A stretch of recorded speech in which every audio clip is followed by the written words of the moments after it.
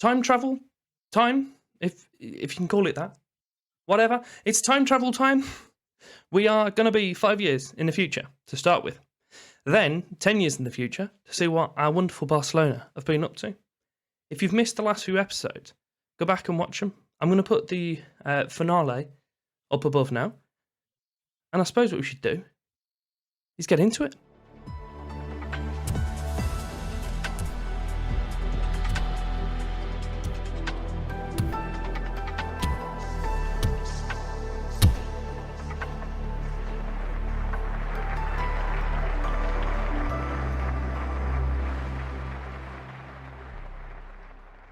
The 12th of June, 2029. 5 years have passed since the end of our last episode, and since we resigned from Barcelona boss.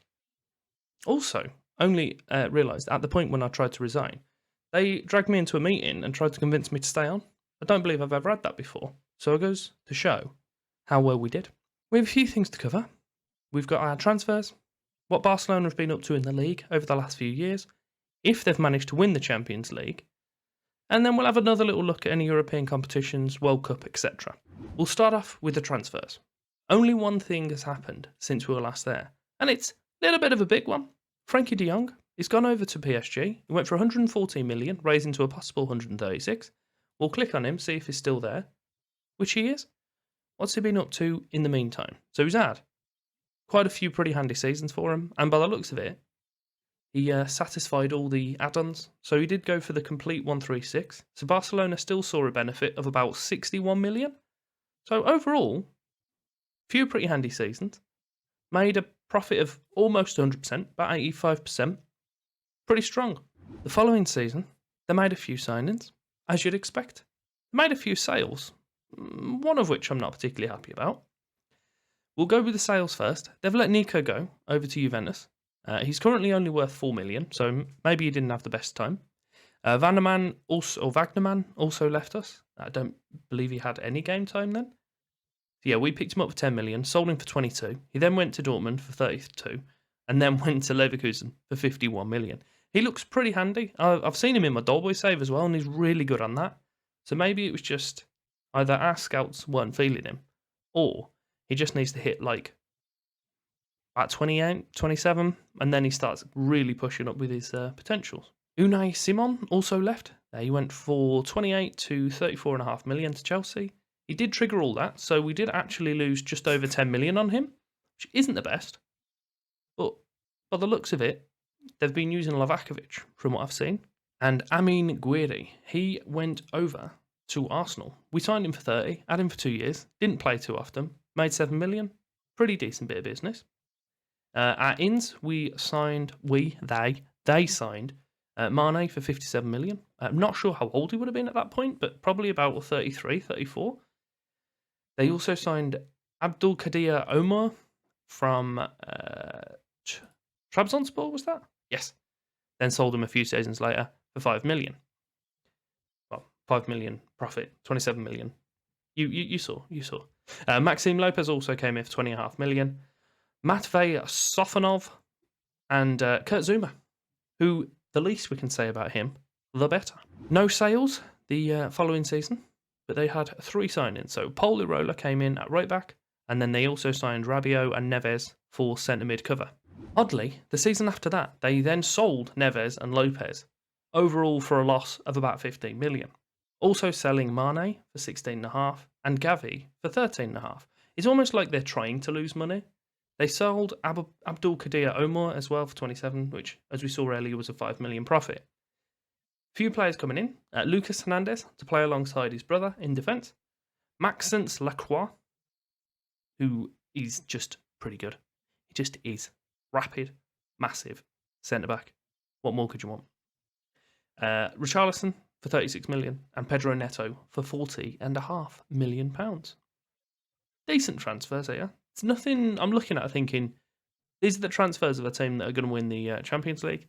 So I've not got the most hope here. I know what's happened in the league, because that's one of the things that I just happened to stumble across whilst looking through it. I don't actually know about the Champions League, so that will be a surprise for us both. The following season, they signed Lucas Hernandez again which is odd. Must have been in the crossover.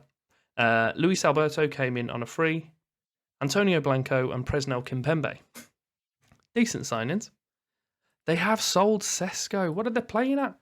So they let Fati go to PSG for 149 million. Pedro Neto then went over to Juve for 51 million. Sesko also left for 51 million. And then Rabiot and Grimaldo also went for smaller amounts. And in the most recent season, they've sold Aaron Vizuente to Bayern. Keiki has gone over to Liverpool. And Ilias Akumash is over at Hoffenheim for a negligible fee. I don't know how I'm feeling about Keiki going, to be honest. He seems to have picked up in the few years since we left. 58 million? I don't know. Regarding the league, we left the club in 2023-24, so this was our season. The following 2 seasons, they did still win the league. And then the last 3 years, Real Madrid have had the championship. We'll jump into those seasons, look at them in a little bit more detail. So this was our one. Disgusting. As I said, if you haven't seen it already, go back and watch it, because it was all sorts of fun. 155 goals scored in the league, 18 against Huesca across the 2. We had fun. We scored 9 goals against Real Madrid. Just a good year. It just was. The following year, we didn't win the league again, with Real Madrid only finishing in 7th, oddly. We won the league by 6 points, but losing 7 games, not strong at all. Next year, Real Madrid did see a resurgence, should we say. Only 2 points behind Barcelona at that point, but still, not a convincing performance or a convincing title at all from Barcelona, that is. Obviously not Real Madrid. And Madrid appear to be back. So this is the best result that Barcelona have had in the past 2 seasons after I've left. But they finished second. Because Real Madrid, 93 points, pretty strong return. It's not 102 though, is it? The penultimate season was 86 points for Real Madrid, 81 for Barca. Really weak. Avoiding victory, I'm going to say, in 14 of the 38 games is just not strong enough, especially for a team of Barcelona's standing.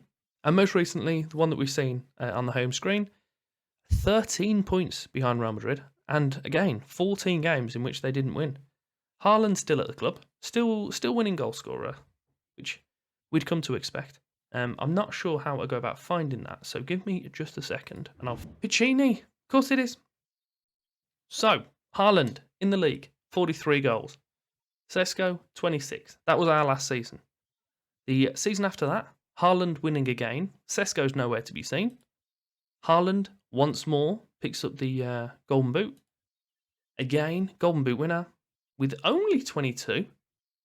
And then the penultimate season, he's not there. He scored the same amount of goals, but he took more games. So Isak was given it at that season, which is fair. Nice little bit of Scandinavian dominance, though, between the Swedish and Norwegian. And then most recently, Haaland is back on top. So he's doing good, as you'd expect. Shall we go and have a little butchers at the Champions League? So, helpful if I would spell it correctly, wouldn't it, really? But we didn't win it. They didn't win. Gotta be honest, probably expected. Those transfers did not fill me with much confidence. We're going to jump forward now to 10 years, see what's going on, and then at the end of that 10 years, we'll have a look at the European competitions along with the World Cup. One thing I do want to do, actually, just to make sure, we'll hop down to the Europa League, see if we were involved in that at any point. So no, they didn't get to either of those finals. Atalanta have, though, which is our new team on that Doleboy save. If you haven't watched that, then go over there, watch it. Very good. I'm having all sorts of fun. A further 5 years into the future, 2034, a whole decade after we left Barcelona. We'll jump over once more, go straight to the club. We'll be able to see from here. I haven't looked at any of this actually, so it'd be a nice little surprise. I can see some good news here already. So they're on their 4th straight title win. It does look the one after when we left, Real Madrid did pick it up a 3rd time, and then they've had it the following 4 seasons, which is strong. We'll go back and watch those seasons first, and then we'll have a look at a little transfers. But I'm going to start from most recent, work back to that 5th year. 98 points, only 2 losses. That's what we want to see. That's much better. And even those 2 losses, they only lost 1-0. The goals for aren't the strongest, but the goals against, only 20 in 38 games, is insane. The previous season, again, only losing 2. Real Madrid also only lost 2, but Barcelona came away with 94 points. Dominant. They're back at it again. They lost 5 this time, only drawing 2, 95 points. Madrid have got to be annoyed, only losing 2, picking up 94 points, and not winning the league. They even had the exact same goal difference as well. But Barcelona were just there, just avoided that one extra draw. Oh, that is a pretty close. To be fair, pretty close. That is probably as close as the title can be. Barcelona had it by 1 point. No, sorry. They're on the exact same points. Sociedad even there as well with 83. But it would have been down to head-to-head, which I don't know if I can see here. No, it's not going to let me see it. But obviously, Barcelona's head-to-head record would have been just a little bit stronger. Neither of them lost. Barcelona drew with Real Madrid. It looks like it might have just been 2 draws. Yeah, a 1-1 and a 2-2. So Barcelona won the title on away goals by the looks of that then. That is hilarious. Oh, their first title since this next gap. Invincible. 38 games, 30 wins, 8 draws, 0 losses. That is brutal. That's better than what we did. I'm a big fan. We'll jump back and see just how far off they were at that one. So yeah, they were quite a little bit off. 17 points. No, sorry, 13 points. Yeah, so that was the last one that we saw. So yeah, ever since we skipped forward, it's just been win, win, win, win, win, win, win. So they've done pretty goddamn well. So you got 1, 2, 3, 4, 5. 5 on the bounce. Very strong. And to jump back onto the Pacini Award, you've seen that Haaland has won top scorer for 4 out of the 5 seasons. And most recently, he was only 2 off with Fabio Silva from Real Madrid getting the accolade in the most recent season. So they've done pretty well.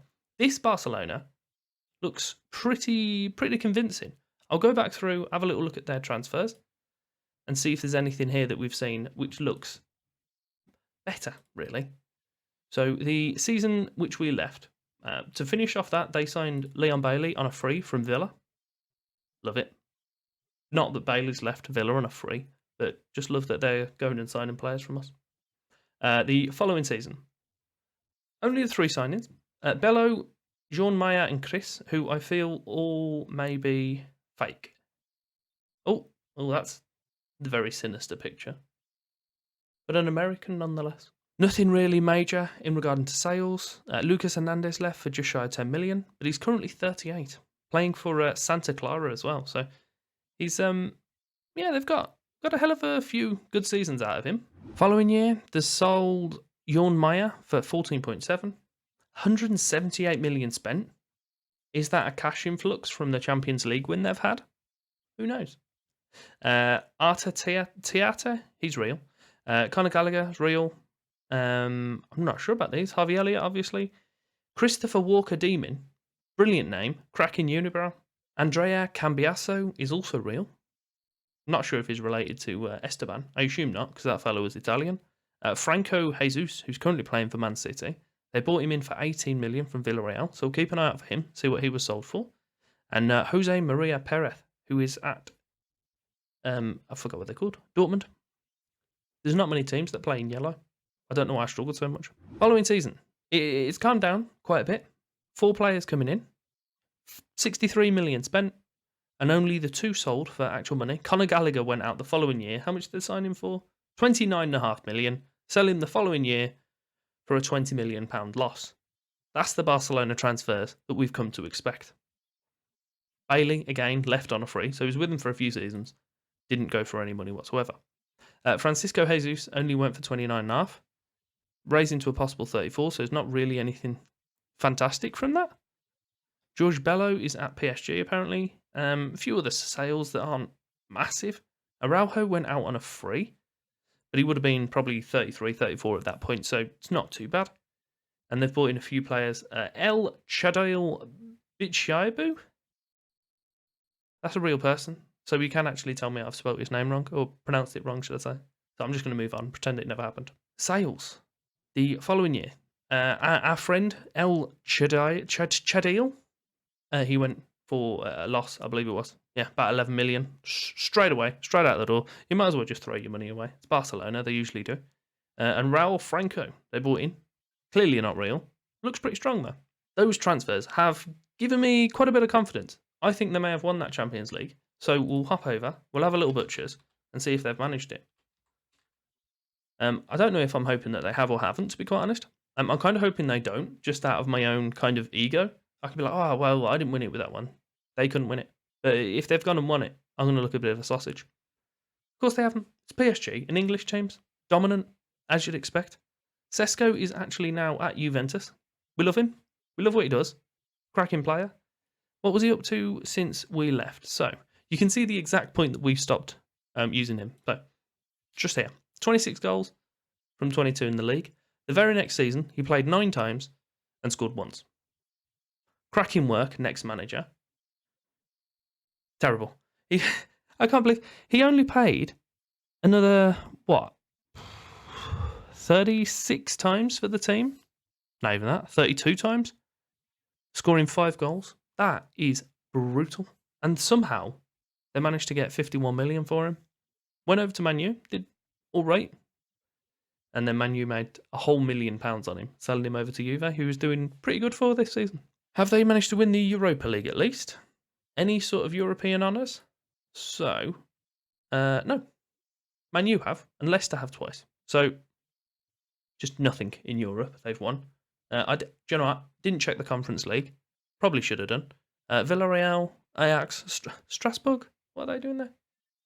No, so they didn't make it down there, which I think's kind of good. And we'll have a little butchers to see what their managers have been up to. So, I was at the club. I left the club. They brought in Jurgen Klopp, and he's been there for 10 years. So that's it. Jurgen Klopp is the manager since we left. I've got to be honest, I'm not particularly convinced with his transfer business, which isn't what you come to expect from Jurgen Klopp. He doesn't normally just throw money at teams and go, that'll do.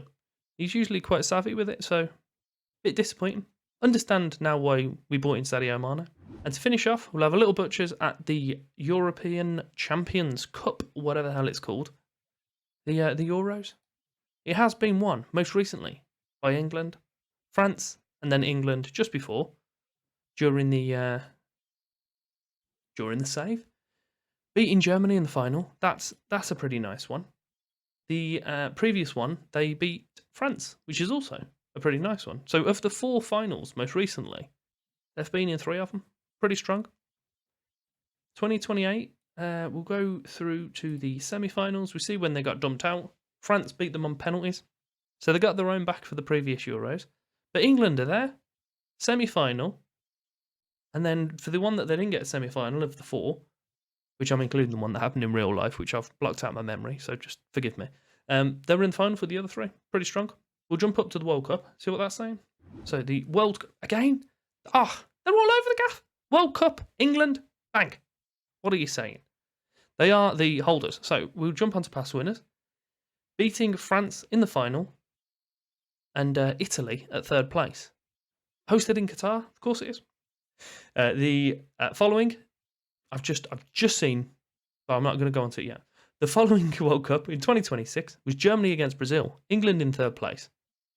And it was hosted by 3 nations, which I believe is Canada, America, Mexico. Pretty strong, again, in the top 3. And the most recent World Cup was England beating America. What on earth are America doing in the final? We beat them, fortunately. That would have been a bit awkward. But we'll have a little butchers to see what happened itself. So America knocked out Brazil. We knocked out Portugal. And then in the final itself, you see a 4-0 win. Strong, dominant. If you have enjoyed the Barcelona save, what it's been up to, then do me the favour of liking, subscribing, show your support on the channel, would be greatly appreciated. And as I say, there's a lot more things on the channel, so there will be some on the screen for you, whichever side it is, to go on to carry on. Give the bell a little tickle as well, and it will show you whenever I upload a video. Thank you very much for your time.